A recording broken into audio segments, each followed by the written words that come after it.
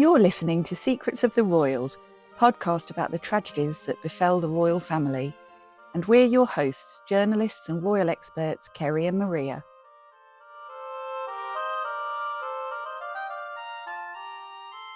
Hi, welcome to Secrets of the Royals. I'm Kerry. And I'm Maria. Hello. We're two journalists and old friends. Very old friends. Who have worked for many years on newspapers and magazines, and we share a passion for royal content. Between us, we edit a royal newsletter called The Royal List on Substack, and we'd love you to join us over there. So today we're going to talk about the assassination of Lord Mountbatten. It was one of the biggest tragedies to shake up the royal family and the world before the death of Diana. Yeah, it was a huge incident, wasn't it? Yeah, it was. Lord Mountbatten was assassinated by an IRA bomb when he was fishing near his family home in Ireland in August the 27th, 1979. August again? Yeah, end of August as well. I know, it's phenomenal, isn't it? How many sort of tragedies happened to the royals? Yeah, on just over a few days. Yeah, it's really weird. Yeah, it's really spooky. So it's interesting to talk about this one because obviously we're living in a very turbulent time now, but I think people have forgotten what it was like to go through that period. We're talking about the middle of the Troubles in Northern Ireland, and this was a seismic event, wasn't it? Yeah. So who was he exactly then? Lord Mountbatten was born Lord Louis Francis Albert Victor Nicholas Mountbatten. Excuse my piece of paper, but I do have to. That's a lot of names to remember. Yeah. But he was known as Dickie to his family and friends. Thankfully. Yeah. Yes. And he was born in Windsor in 1900 to Prince Louis of Battenberg and Princess Victoria of Hesse, who you have talked about. Yeah, which we've talked about in another episode, haven't we? Who was Prince Philip's grandmother. So Princess Victoria's mother was Princess Alice, who was a daughter of Queen Victoria. Yeah. So that made Lord Mountbatten Victoria's great-grandson. Now, he had three siblings. One was Princess Alice, who went on to be Prince Philip's mother, hence their close relationship. Yes. Louise, who became the Queen of Sweden. And then he had an older brother, Prince George. Yeah. And he died very young at 45, I think it was. Yeah, bone cancer. Yeah, very sad. Apparently he was an amazing person, but that's another episode if we ever discuss him. But yes. Yeah. So the Mountbattens enjoyed a very close friendship with the royal family, and they had a lot of influence, or certainly Lord Mountbatten had a lot of influence.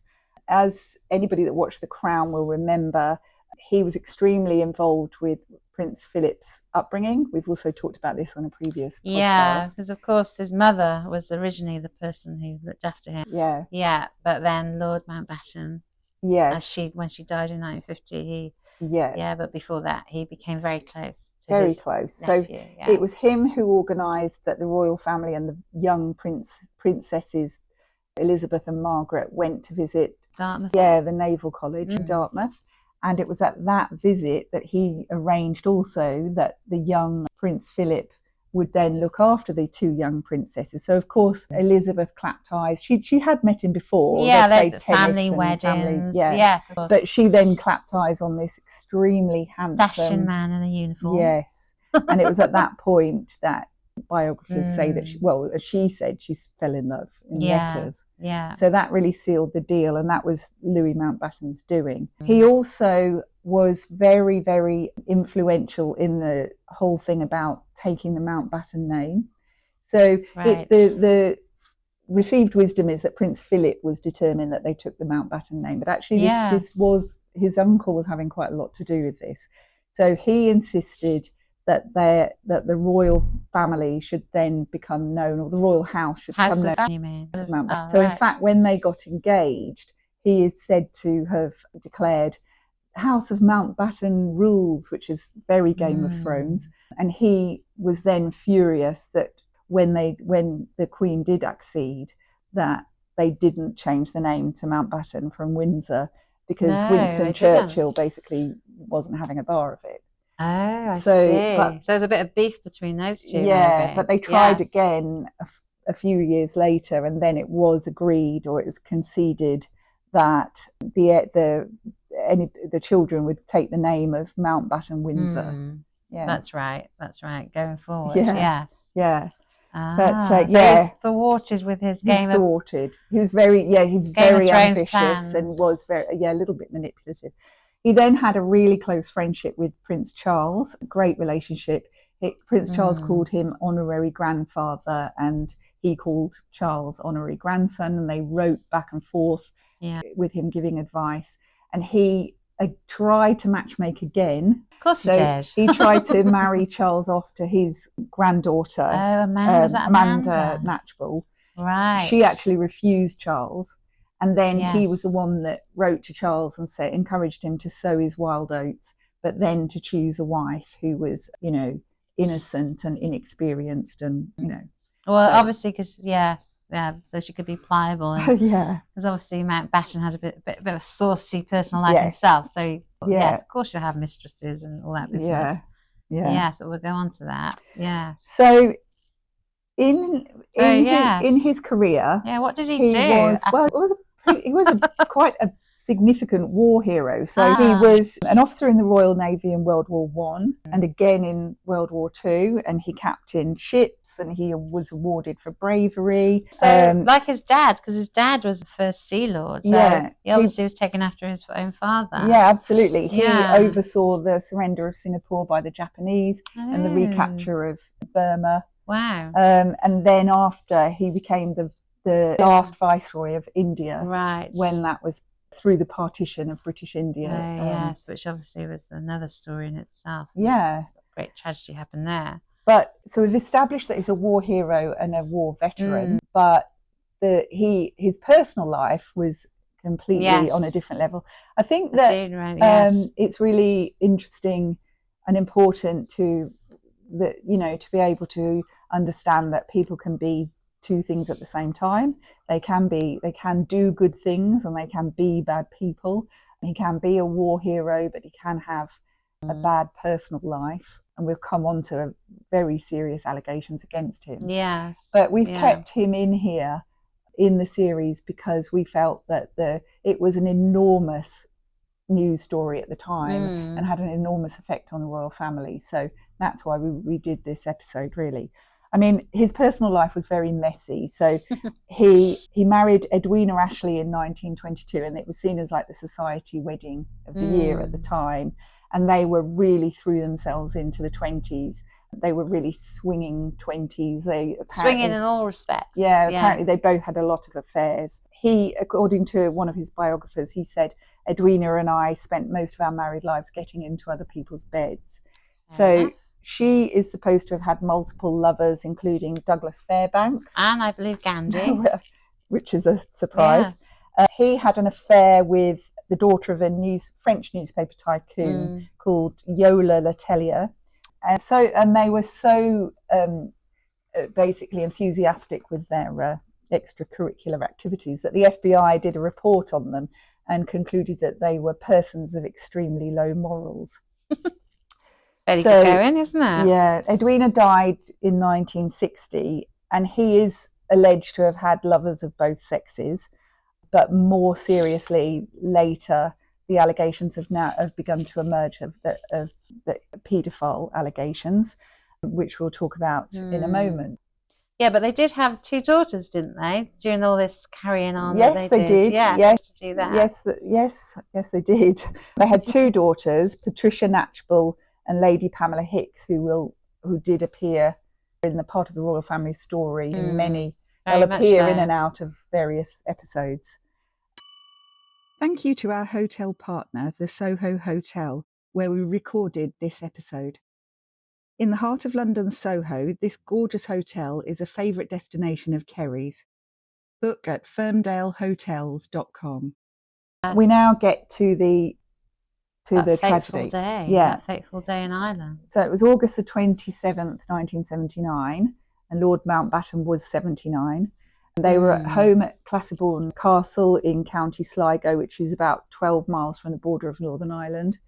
And a party of 7 of them decided to go lobster fishing on his boat, Shadow 5. Shadow 5, that's right. The party included Lord Mountbatten, his daughter Patricia, her husband, Lord John Bradbourne, their 14-year-old twin sons, Timothy and Nicholas, John's mother, Lady Doreen Bradbourne, and then a 15-year-old boy, local boy who worked on the boat called Paul Maxwell.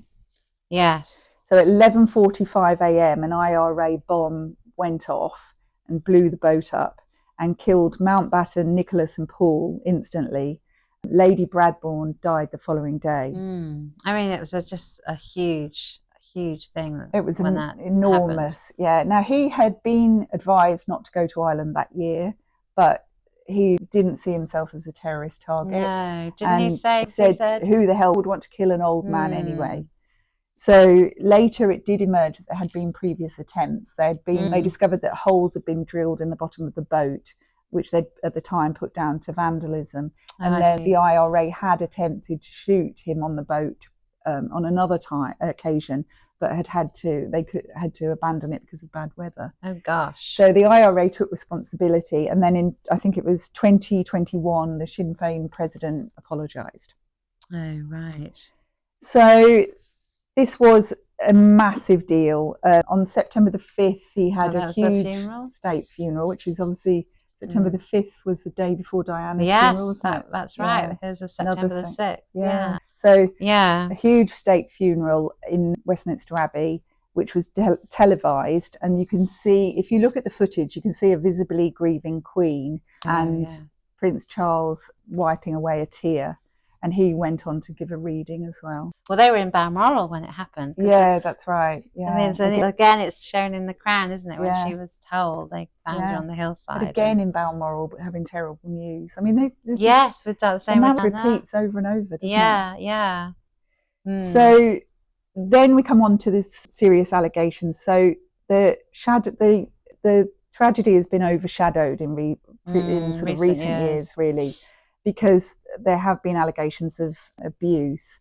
And Arthur Smith, who now lives in Australia, he has waived his anonymity and come forward, and he's pursuing a case alleging that Lord Mountbatten abused him twice in 1977 when he was 11, and he was a resident at Kincora Boys' Home, which is a notorious boys' home. In Ireland, is that which had been the subject of a documentary called Lost Boys, Belfast's Missing Children. Yes. That's a recent one. In 2017, an inquiry found that at least 39 boys had been abused at Kincora. It's just shocking, isn't it? Yeah, that's 4 decades after 3 staff members were jailed. So the whole story of this has not been told yet. No, and obviously we have to just explain the allegations that are out there. Yeah, it's absolutely horrifying to those poor boys that went through anything like that. It's just awful. But clearly, we couldn't do an episode about Lord Mountbatten and not mention that. So that story is ongoing. Now, what happened afterwards? They had no sons, or Lord Mountbatten had no sons. Just had his 2 girls. So his title did go down to his daughter Patricia Knatchbull, and then through her to her son Norton Knatchbull, who was the eldest son. Yeah. Right. Now the interesting thing that I found about this was that Norton married his wife Penelope, or later known as Penny, in October 1979. This was just 2 months after the bombing. Yeah, that's amazing, isn't it? It really is. I still can't get over that. How they could carry on. Well, I know, and I was looking at the photos of the day, and they were looking happy and resilient and carrying on. I mean, unbelievable the amount of pain they must have been feeling, and the determination to still have that wedding. Physical injuries and the mental scars as well. Yeah. And all the missing family that weren't there. I know. So months later. Yeah. So it would be Norton's wife, Penny Romsey, Penny Knatchbull, who would later appear again for followers or any viewers of The Crown, because poor Penny, her daughter Leonora died aged 5 of cancer. And when she was grieving, Prince Philip offered to take her carriage riding and introduce her to the sport, to just give her something. Give her something to look forward to, and take her mind off things. So they developed a really close friendship and went carriage driving until the end of Prince Philip's life. Yeah. And she was one of only 30 people invited to his funeral, which was in lockdown. Yeah. So of course, she was a very important member of that family. Yeah. Wow. Well, thank you, Kerry. That's amazing. Tragic tale, isn't it? Thanks for listening. If you enjoyed this episode, do share with your friends and subscribe to the Royal List newsletter over on Substack.